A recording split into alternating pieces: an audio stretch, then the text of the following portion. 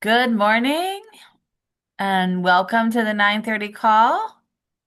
It's great to see folks. Hi, Alan. And I know Krista was in the waiting room.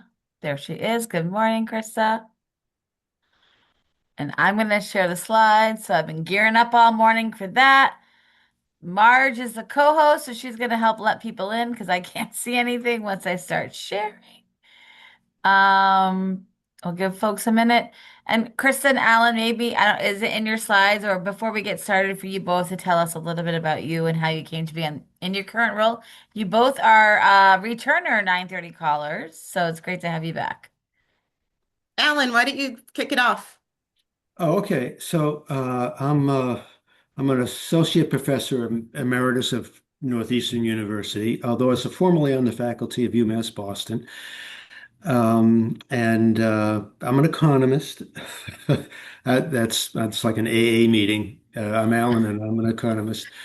Well, my role in this project has been working on developing a model to estimate demand for childcare. Thanks, Alan. Good morning, everyone. I'm so happy to be here on this bright Monday morning. It's going to warm up. I know it is. Like what? I'm the Research and Policy Director at the Center for Women in Politics and Public Policy.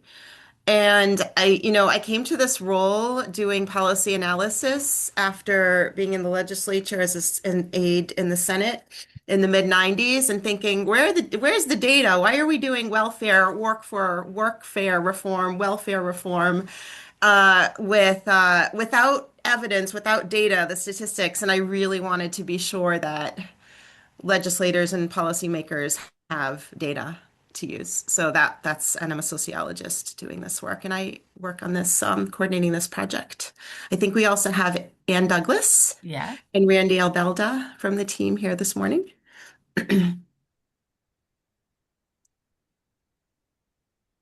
Ann, do you want to say hello? Randy, do you want to say hello? Sure. Hi, everybody. Ann Douglas. I'm a professor of early childhood leadership and policy, UMass Boston, part of this team with Christa and Alan and Randy, and the executive director of early education leaders, which is an institute at UMass Boston. Hi, and I'm Randy Albelda, Professor Emerita at UMass Boston, also an economist, and have worked with Krista and Ann and Alan on this project for a while. Maybe we'll get universal childcare one day. Thanks for that, Randy. Great to see you both. All right. I can share the slides.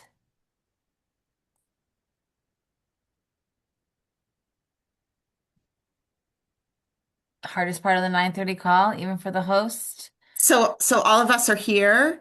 We're part of the UMass Boston Early Education Cost and Usage Simulator Project team, and we're releasing our publication today on childcare demand and capacity. So if we go to the second slide, we will tell you that this is our fourth publication from this project. We developed a simulator, that's just a fancy term for a model, that simulates parent and family decisions about licensed care usage. Use it in Massachusetts. It can be used in other places as well in the country. This model can estimate how much more licensed care might be needed when licensed care is made more affordable for families. Our model also makes it possible to compare childcare demand with capacity across Massachusetts. So we decided to look at geography. We wanted to know where we need to grow capacity to meet the demand for childcare and early education. So we looked at demand in two different ways, using two different scenarios for childcare family financial assistance. In the publication, we call these current implementation and future implementation. So there are some technical terms in this report, perhaps more than others or other reports. So we're going to walk through some of the technicality this morning. So that you know what we mean by demand and capacity. So we have current, which is 50% of our 0.50 of the state median income, and future, as you can see, is 0.85. So those are the terms we use and how we're looking at demand In the next slide, you can see the questions that guided our work. We wanted to know where in Massachusetts there's adequate capacity to meet current demand. We also wanted to know where in the Commonwealth we might find the greatest gaps or shortfalls between demand and capacity at full implementation of family financial assistance. So the next slide shows how we considered demand and capacity for different types of care. So we looked at large group or center providers as well as family childcare providers. We also looked at demand by age group. And we did some of this by EEC licensing region and some of it using a US Census geographic unit that is called PUMA. It is not the footwear company. It's not the shoe. It's public use microdata area. So PUMA offers a useful approach to exploring the geography of demand and capacity for childcare because it's smaller than an EEC region, but it breaks the state down in smaller units, but it's not as small as municipalities. It's somewhere in between. And as the next slide shows, you'll see there are 52 PUMAs in Massachusetts. And Alan will take it from here. Can I ask a quick question? Does anybody else use the Puma boundaries? Alan, there's a good question for you. Hey,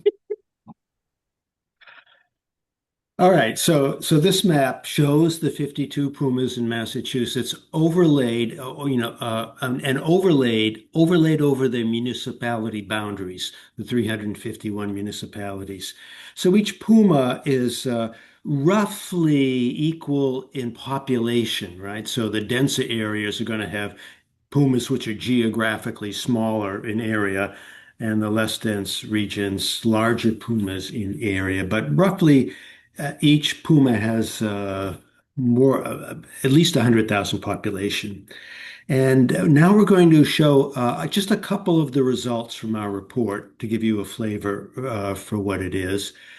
Am I missing, are we missing this slide here, Christa, for Oh, we're missing the capacity? technical slide, which I just sent over. I'm sorry.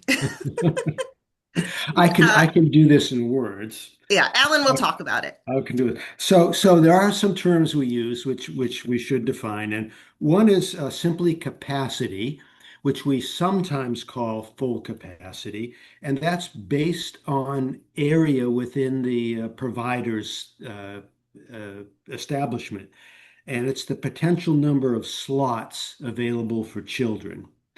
Another term we use is capacity utilization, which is equal to enrollment in full-time equivalent units, where when a child is being served uh,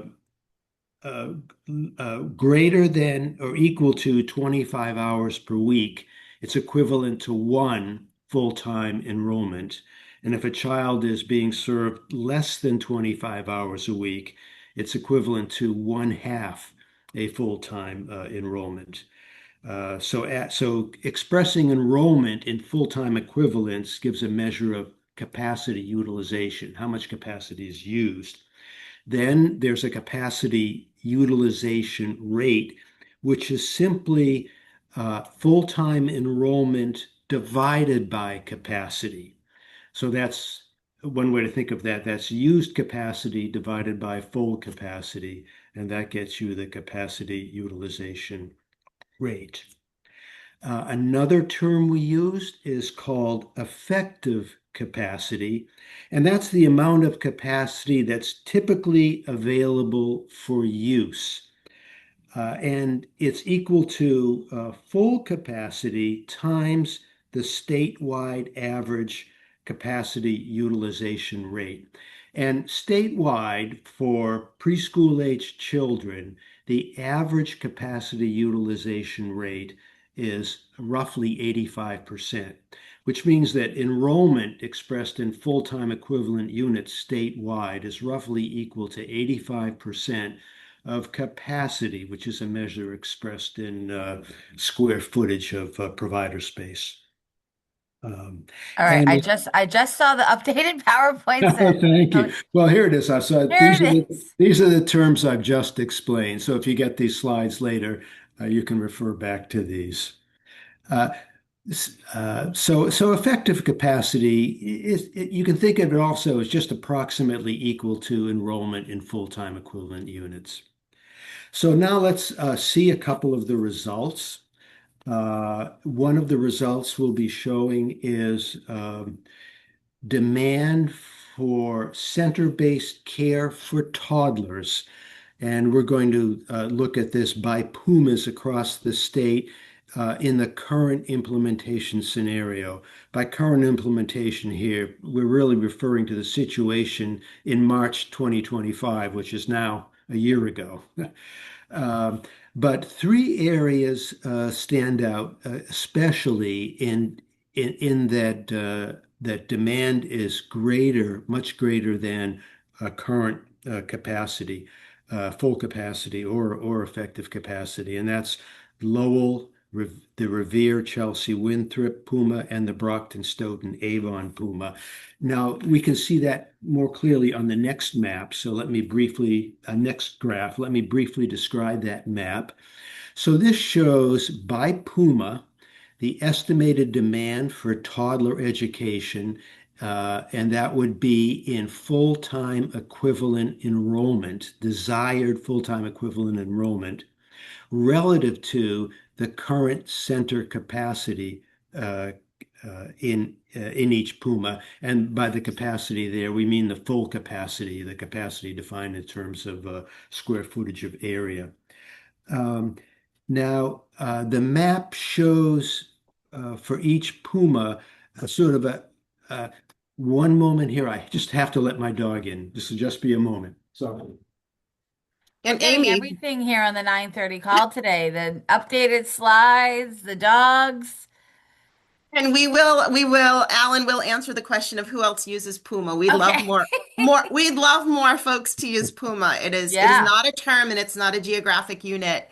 That's widely used, I believe, great. across in terms of childcare geography, but it does seem like a very useful way of thinking about how to look at the Yeah, geography because it's not as small as municipalities, and we know that regionally, it's important to look at areas as Yeah, well, opposed to well. municipalities. So we can talk about Pumas later, or an alternative which we're thinking about for future use to get down to the municipal level. great. Um, um, so so these so the shades here, a shading of colors of blue, refer to the demand in full-time equivalent enrollment units relative to full capacity. And as I mentioned before, statewide, the average enrollment to capacity is about 85%. So in this map, Pumas that have demand that's less than 85% of full capacity, we say meets demand. And then as demand increases relative to capacity, Pumas pass from categories that are close to demand, a moderate shortfall, a severe shortfall, and the darkest blue, the extreme shortfall. And one thing to note about this map is that statewide, the demand from our model in full-time equivalent units is equal to the current enrollment in full-time equivalent units. So we've calibrated the results from our model so that that equality is met statewide. So statewide, there's no problem in demand here. There's enough capacity for it. So the map reflects the geographic disparity between current capacity and the underlying demand for childcare usage. And that demand exceeds capacity most in the darkest blue areas, which include those three geographic areas we mentioned, Lowell, um, Revere, Chelsea, Winthrop, Brockton, Stoughton, Avon. Avon, and then going back to the map, also Leominster, Pittsburgh, Gardner area in the north there, the southern Worcester County at the southern part of the state, and a little bit to the west, just outside of Springfield, the Chicopee area. So those are the areas that have the most, or the let's say that need more capacity the most. And let's go on to the next slide where And as we are, there's just questions. I okay. assume it's a full year calendar. Um, so Yeah, so you can think of this either as full year or a typical week even or a typical month. so it's not a school year. And then keep going. I'll get to the questions. And Krista, maybe if you can also monitor. Sure. Okay. So the other thing we want to show is that full implementation, and that is the situation in which under current law now, um, when there's full funding, any family with income less than 85% of state median income will be able to get financial assistance, uh, anything they need over and above 7% of their own income spent on childcare. So that's full implementation. It'll take us years to get there.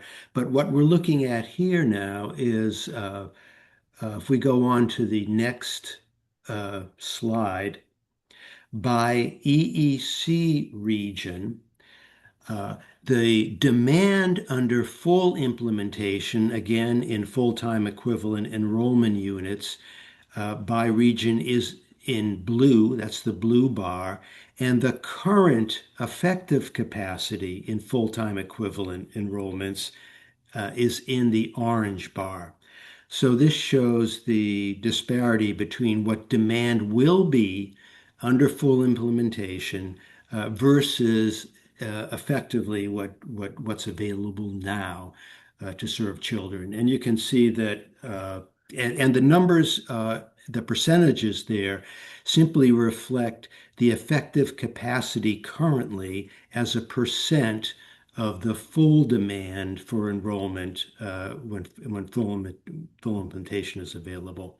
So Northeastern region currently the capacity would be able to supply 74% of demand under full implementation. And in the Western region, that disparity in percentage-wise is the greatest. Current um, effective capacity only will serve less than 60% of what demand will be under full implementation. And the difference between the orange bar and the blue bar shows you the number of new slots needed to meet that full capacity. So for the Northeastern region, the difference between the orange bar and the blue bar is roughly 15,000, meaning that we need 15,000 more uh, uh, slots of capacity to to uh, to satisfy what demand will be. And we can leave it at that for now, and Krista will So continue. we have some questions in the chat from Brian Gold. It says the question is around current capacity demand doesn't take into account affordability, correct? So just because there might be capacity doesn't mean families can afford it. Do you want to talk, Alan, about how the simulator? That's right, and that's one reason why we see these. If you look at that, think of that map, those dark blue areas, and you might ask, well, if you look at current capacity utilization rates in those areas, they're less than 100%. So what's going on here? It's that actually. Um, Families actually the capacity to meet the demand isn't there or is priced too high for families to afford it.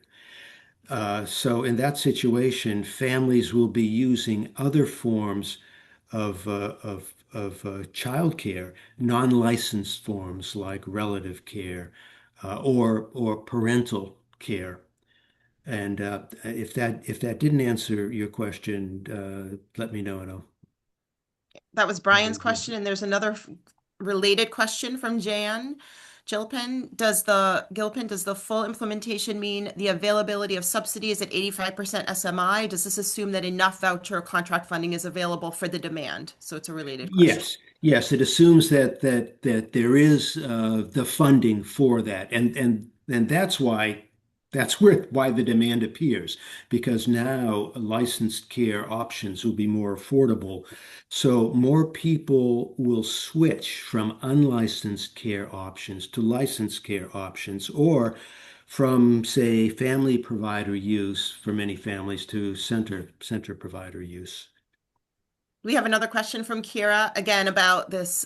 This is about the preference for type of care and how what we do in the simulator to look at and simulate parental and caregiver decisions. So how did you approach assumptions for caregiver preference of type of care? So center versus family child care. Also, is Right, this a right. snapshot in time? Is there a plan to make this open to the public and updatable? Definitely updatable because there's a lot of technical documentation. But Alan, why Yes, don't you take it the is first open one? to the public. Our publications are open to the public. And so what we used to estimate demand was a national survey, I think, which is being updated now, or maybe there's a new update of it. And that national survey looked at childcare usage in a sample of families for each child in the family, and actual weekly hours of usage for a given selected week. I think that was a week in the spring. And that survey also collected a large amount of demographic information on that family. You know, the ages of children in the family, the race, the sex of the parents, and whether it's single parent or two parent families, the working status of the families, their income, um, uh, and so we use that to estimate what the demand would be given a family's demographic informations, given their family makeup, the number of children, their income, the working status of parents, and so on. And that information came from the American Community Survey census of Massachusetts. So that's what we use to estimate demand. I'm wondering if And either Randy or Alan or Anne have any other comments or reflections, insights you want to share. I do want to point out that the team, we thank tremendously the Commonwealth Children's Fund for funding this work.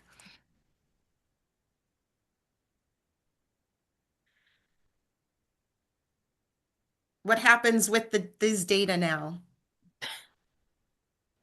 So the releases today, we have something, we have a blog post out. We'll be obviously pushing through social media and getting it out there in the world. I will say that as you engage with this publication, we would encourage three steps. One is to reach out with questions. Tell us how this geographic information helps make sense of local context and conditions. There's certainly a lot to delve into and a lot to consider. So please reach out to us and let us know what questions you have, what more information could be helpful.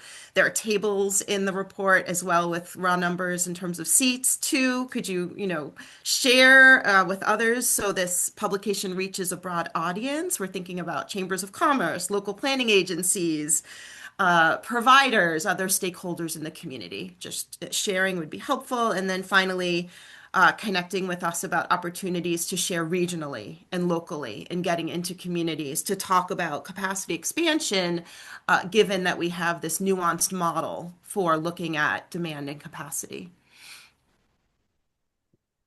There's also Donna added about stability of programs. So just like with the opening and closing, we know that there's 600 newly licensed programs that have come online. We also know that there are also programs struggling. I think it also highlights the importance of like statewide information and then local implementation and understanding, what and what does local mean, whether it's a Puma or whether it's a EEC region or it's a geographical community. I think we've been thinking a lot about this because what we know is sometimes the statewide data doesn't tell the whole story about where you're living and how you can think about implementation. So I think the more tools that we have to figure out where those things are aligned and where they're not is really important. And just thinking about the work that you're doing and thinking about the future. So often we're stuck in the present. So appreciate that. And you guys were perfectly timed. I put the link in the chat. I'm just going to show if you've never been to the 9:30 call follow-up materials, this is what it looks like. So it's the, questions, all the slides are there, and so everything is there. Crystal, I'll add because there are briefs as well. There are briefs and slides for today. And what a perfect timing that we get to hear your update today on the day that everything is getting released. Oh, Kate Warren Barnes also says this data is also helpful to combat the federal fraud narratives about childcare and early education and care. Oh, and yes, and in conversation with Jeff Liebman. And then there's a question about translation into other languages.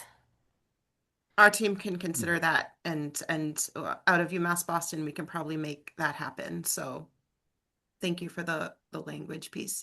Mhm. Well, we had over 100 people on the call at one point this morning, which is so wonderful to see such incredible interest in this. And thank you so much to the team at UMass. Many of you have been working on these issues for a very long time, along with other issues that impact all of our work. So we are grateful for that. We'll include all the information in the follow-up folder. And we will see everybody tomorrow on the 9:30 call. Thanks so much for joining us. Thank you, Amy. Thank you. Thanks, everyone. Thanks. Have a great day. You too.